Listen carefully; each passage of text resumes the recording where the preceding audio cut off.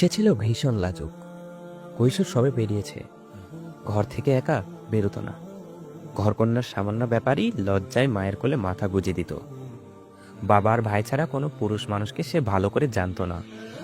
তার বয়স এমন হয়ে গিয়েছিল যে বাবার আদর আর ভাইয়ের প্রশ্রয় ছাড়াও স্বামীর ব্যাপারটি সম্পর্কেও সে জেনে ফেলেছিল আর মনে মনে নিজেকে প্রস্তুত করছিল।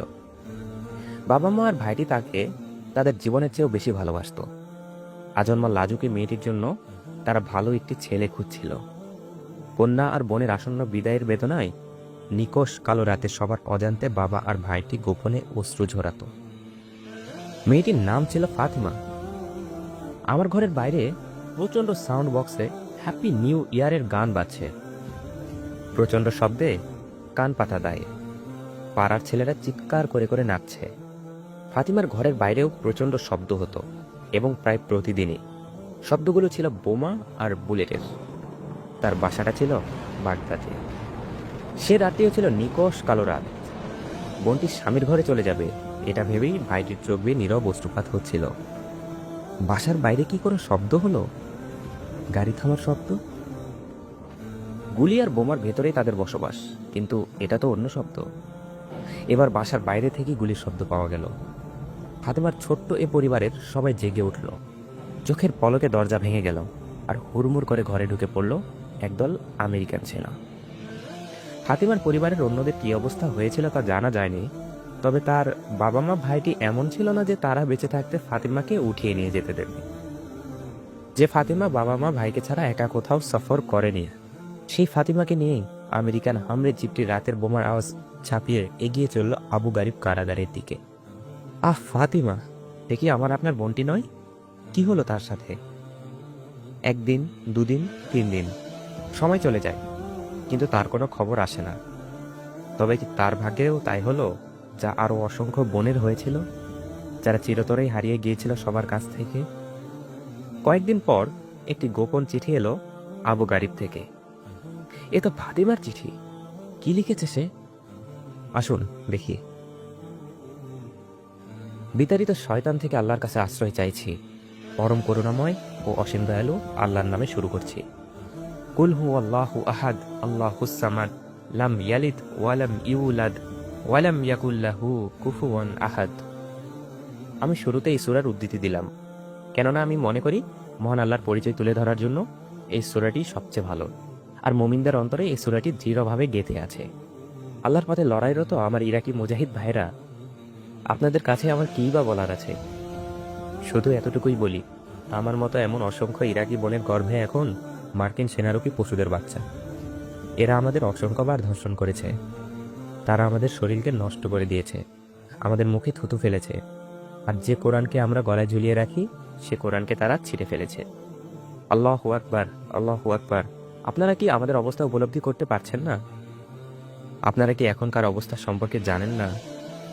আমরা আপনাদের মুসলিম বোন, আমরা আপনাদের মুসলিম বোন।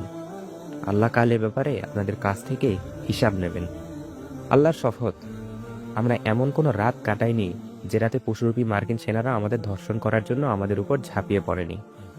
আমরা হচ্ছে তারা যারা আল্লাহর ভয়ে নিজেদের সতীত্বকে রক্ষা করে চলতাম। আল্লাহকে ভয় করুন ও ভাই, আল্লাহকে ভয় করুন।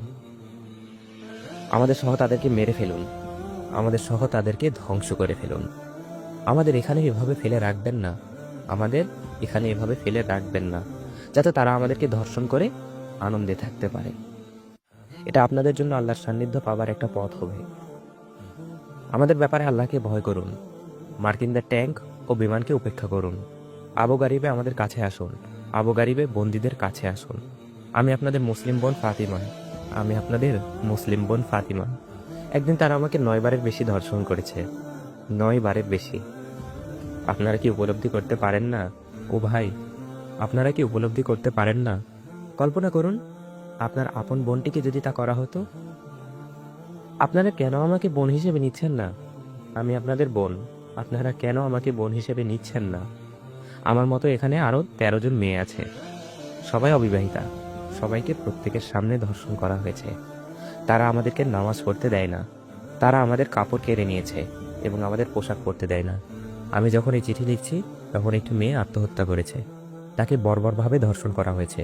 একজন সৈন্য তাকে ধর্ষণ করার পর তার বুক ও উরুতে আঘাত করে। সেই সৈন্যটি তাকে অবিশ্বাস্যভাবে নির্যাতন করে। মেয়েটি এরপর দেয়ালের সাথে মাথা ঠুকতে শুরু করে। দেয়ালের সাথে মাথা ঠুকতে থাকে তার মৃত্যুর আগ পর্যন্ত। মৃত্যুর আগ পর্যন্ত সে আর সহ্য করতে পারছিল না। যদিও আত্মহত্যা করা ইসলামে হারাম, আমি তাকে ক্ষমা করে দিয়েছি।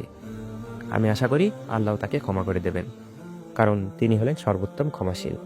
মুসলিম ভাইরা, আমি আপনাদের আবার বলি, আল্লাহকে ভয় করুন। আমাদের সহ তাদের মেরে ফেলুন, যাতে আমরা শান্তি পেতে পারি। আবু গরিব কারাগার থেকে আপনাদের বোন ফাতিমা। আমার বাসার বাইরে প্রচণ্ড শব্দে গান বাজছে। মুসলিম পরিচয় নিয়ে একদল ছেলে নেচে চলছে। আজ যাদের ফাতিমার কষ্টে একাত্ম হয়ে সাহায্য করার জন্য আল্লাহ আদেশ দিয়েছেন, তারা উন্মত্ত অশ্লীলতায় নিজেদের ভেতর হ্যাপি নিউ ইয়ার সেলিব্রেশনে মত্ত। মুখে আর মোবাইলের মেসেজে চলছে তাদেরই একনিষ্ঠ অনুসরণ, যারা একদিন আমাদের বোন ফাতিমাকে 9 বার ধর্ষণ করেছে। আল্লাহ কি আমাদের এমনি ছেড়ে দেবেন? অবশ্যই না।